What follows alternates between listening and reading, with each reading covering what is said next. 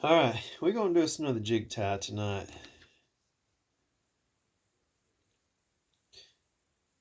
Most of you guys know me. There may be 2 or 3 out there that don't.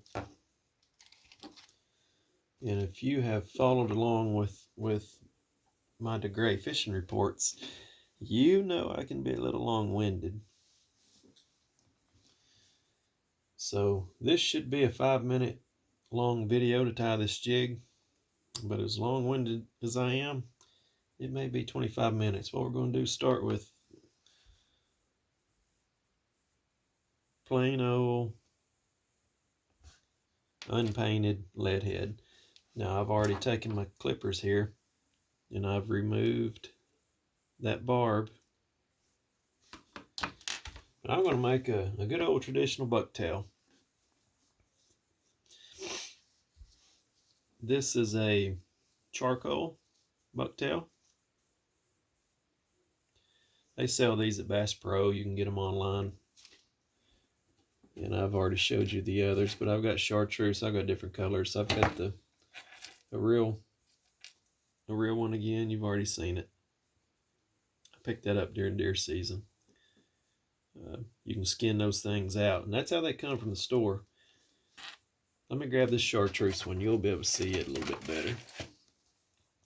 But it's got a little bit of hide left, but that's where the tail. And if you want to save one of these and tie, then you better debone that thing. If you don't, if you just whack that tail off and throw that thing in your drawer, that thing gonna stink. But if you take it, and I'll go back to the real one.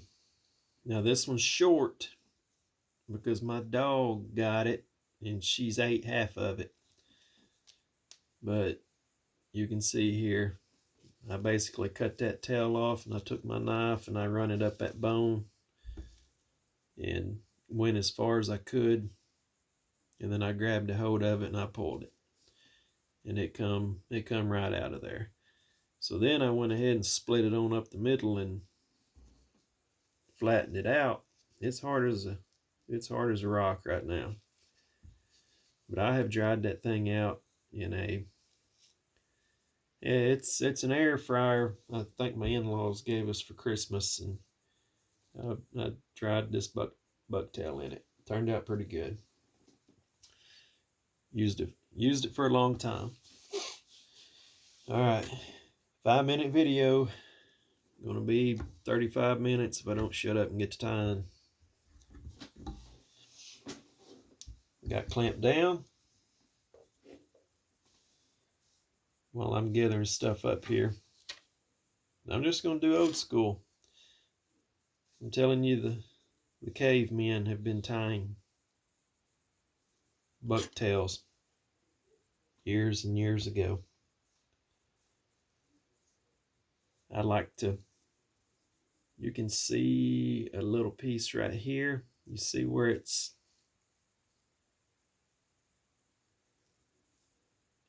kind of flat, where I've already cut a piece off of it. I'm going to avoid that, and I'll show it to you. Let me just grab it and show it to you. Now I'm going to have some long ones stuck in it, but I can reuse that. But I want you to look at it. You see how flat it is? You see how it just kind of chops off?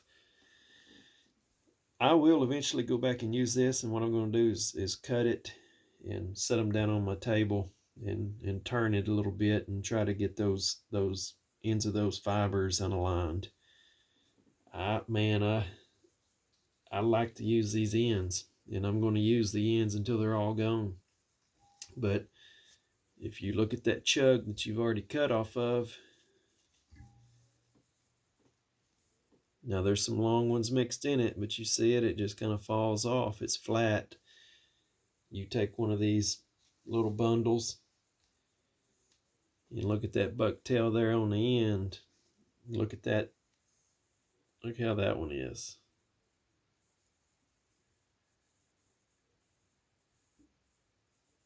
You see how nice that looks? How ununiform, how it tapers. That makes for a good jig, and I like it. Let's go ahead and start our base. We're going to use red. This spool is a little bit wide for my bobbin.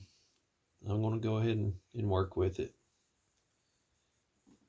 But I've got bigger bobbins that take wider. I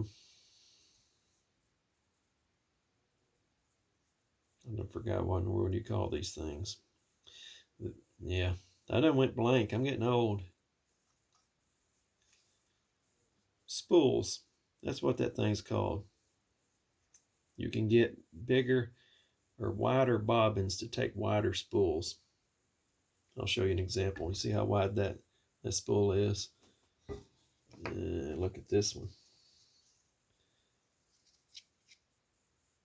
See how much narrow it is? This bobbin is made to fit that smaller spool. But I'm not going to take the time to re-spool that. We're fixing to work with it. I'm just going to have to be careful as I go. If your string gets in a bind, you're going to break your string. It's not the end of the world when that happens. You just start your tie over, a little bit more extra fingernail polish, then you get back to tying. Charlie, you're gonna have to quit all that licking.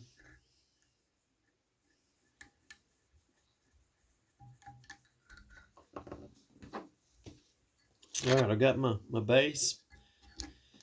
Now you can see I've went down and up and down and up. I went several times, and basically what I was doing was covering up all the shine in the shank of that hook.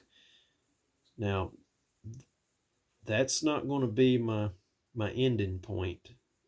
I'm going to stop short of that, and I'm going to leave a little bit of red. When you see those fibers bunched up on into that bucktail, I'm not going to cinch it down all the way. I'm going to stop short of that back here, and then you're going to see a little bit of that red hook, shank of that hook. You're going to see it shine through. Just, will it matter? Will you catch more fish? I don't know. Probably not. But that's the way we're going to do it. I'm going to grab a chug of this hair. Now, guys, this is just my opinion, and everybody's welcome to their opinion. But it's my opinion and my preference. You know, I've said it before. I like a small bait. Now you can grab you a big old chug of this bucktail, and you can grab it and tie that thing down, and it's going to swarm around on you, and you're going to have a big old mess, and you're going to have this little old jig head, this little old petite jig head, and then you're going to have this big old mess right here on the end. Just poof. Kind of like this mess under this boggin. It's my preference. You take your little old plug, something you can manage, something that's not going to be too much, something that's not going to squirm all crazy on you. You know, don't forget we're making a little old crappie jig here. That's a little much. I'm gonna let a little bit of that go.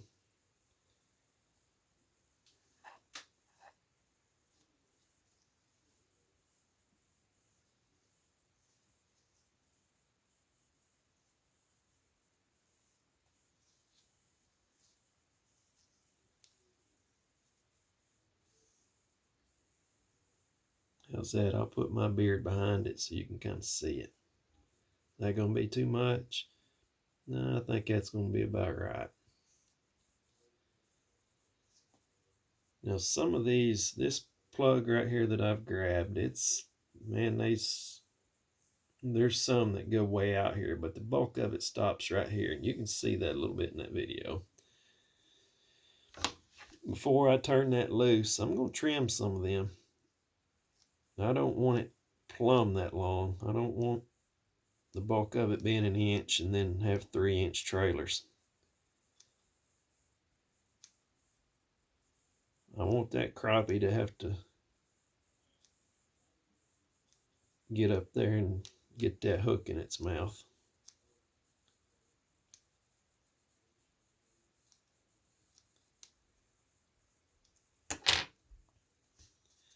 Now I've trimmed that plug back a little bit. Not much, but look at it. It's still kind of tapered. It's still got some wild ones in it. And it's going to slip on me a little bit when I tie. They're going to, you know, they look a little lined in there, but they're not. They're jagged all over the place. There's still some taper. It's not just chopped off and looks like a set of bangs. I think that's going to work.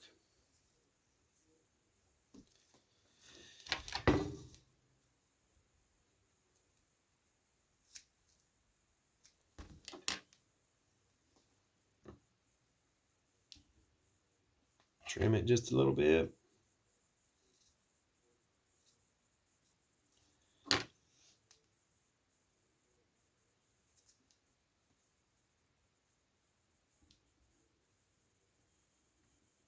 That's about how long it's going to be. Not too bad. We're right there about 2 inches. Now, when I make my first few loops on this, I'm hardly, no pressure at all. I've got it enough to kind of keep it there, hold it in place. But if you put the Wang Chung on that your first trip, especially with this buck hair, man, it's just gonna poof up. That stuff's gonna be sticking up. You want a little bit of flare. You want it to have a little resistance of water to vibrate. A little bit of flare, but man, you don't want no huge mess going through the water. So I'm gonna hold it, and now I'm gonna start cinching it down. I've made a pass over it, and I'm going back down, and I'm gonna cinch it down. If you'll make a light pass over it before you put the come hard on it, and see it swelled up a little bit. It's got a little bit of flare, but it's not plumb crazy. I like it. We'll trim it up a little bit. Now we're sticking old school. We're not going to use any Chanel, any body. You can use yarn. You can do whatever you want. We're going to stick with the thread. 5-minute video, 15 minutes. Told you it was going to be here for a minute or two.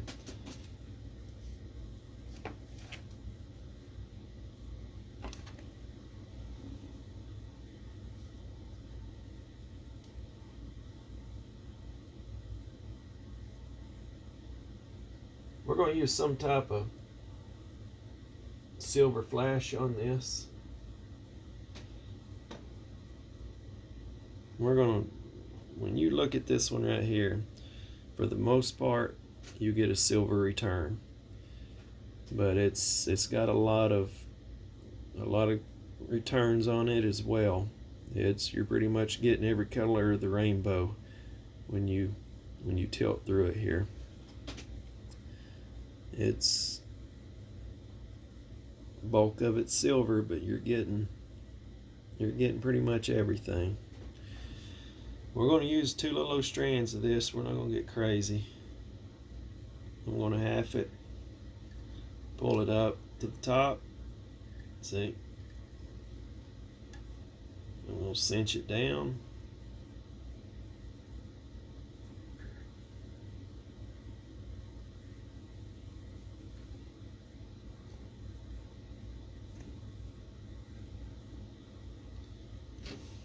Trim it up.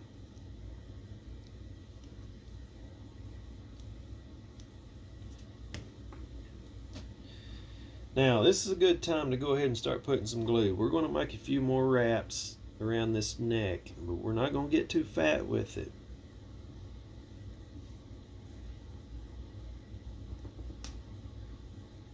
We're not going to get too fat with it. We're going to go ahead and put some glue down on it, and we're going to continue wrapping because I really want this thread sealed to protect it. Now, my wife's been gone for a week. She went to Little Rock and she's been staying in a motel working just prior to this snowstorm. Now, most of you guys know my wife too. She could care less about this fishing stuff or this jig tying. So unless you guys rat me out, she's not going to know. But I'm not using the cheap Walmart stuff tonight. I'm using some of her stuff. I'm not going to get in trouble. She's not ever going to find out. Unless somebody tells on me.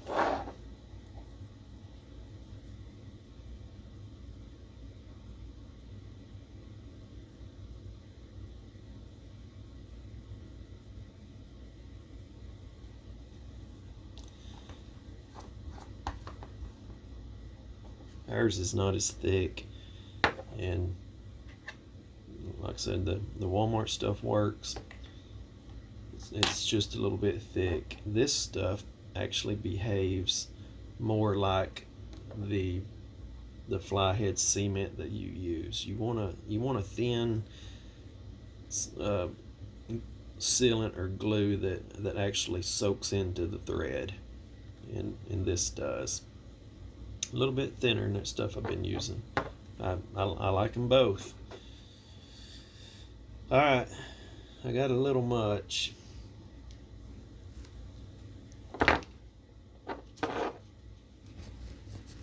I'm going to take just a little bit away.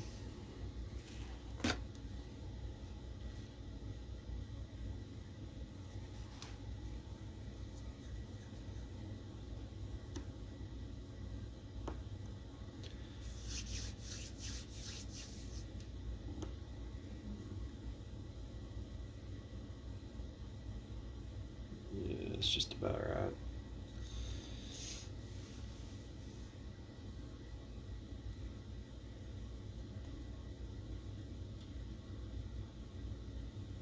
Now making good, smooth turns on that, getting that nice and level. I'm going to leave it a little bit thin here right up against the neck, because when I finish this thing off, I want to try to have this thing flush and not be built up around the neck when I'm done. That's just about right.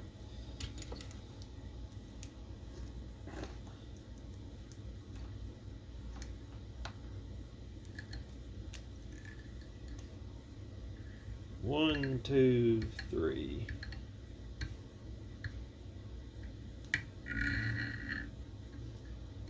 Seven. Now I'm going to put a little more glue, a little more sealer.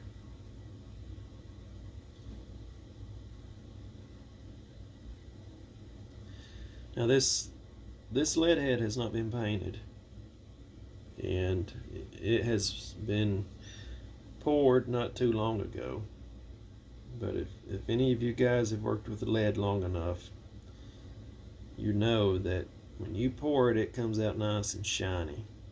If you let it set out or in your tackle box, it will eventually turn a dark gray, unless you put sealer on it. If you put something over it where the oxygen can't get to it, it will stay shiny like that. So I'm going to go ahead and paint the head too.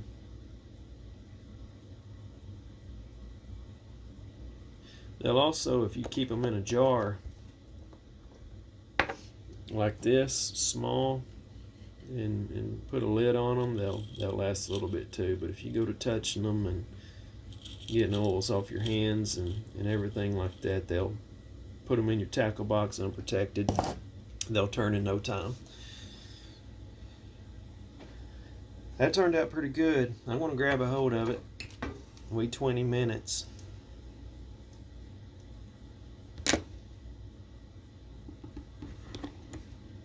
We're done. This process typically doesn't take 5 minutes to do.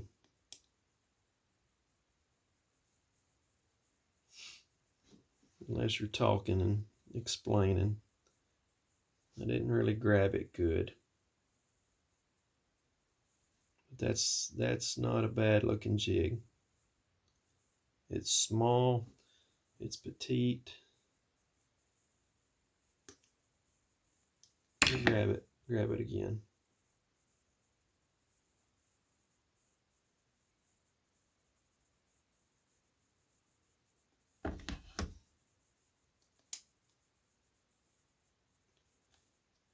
Got a little bit of shine. You can pull that dress up just a little bit and look under there. You'll see a little bit of that red on the shank of that hook.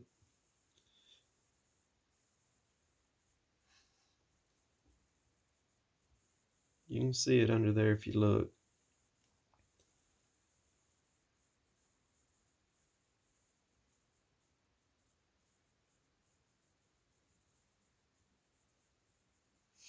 It's nice and small. That's a good Clearwater bait. All right, guys. My wife's due home tonight. I'm fixing to have to go get her. So we'll see you guys in a few days.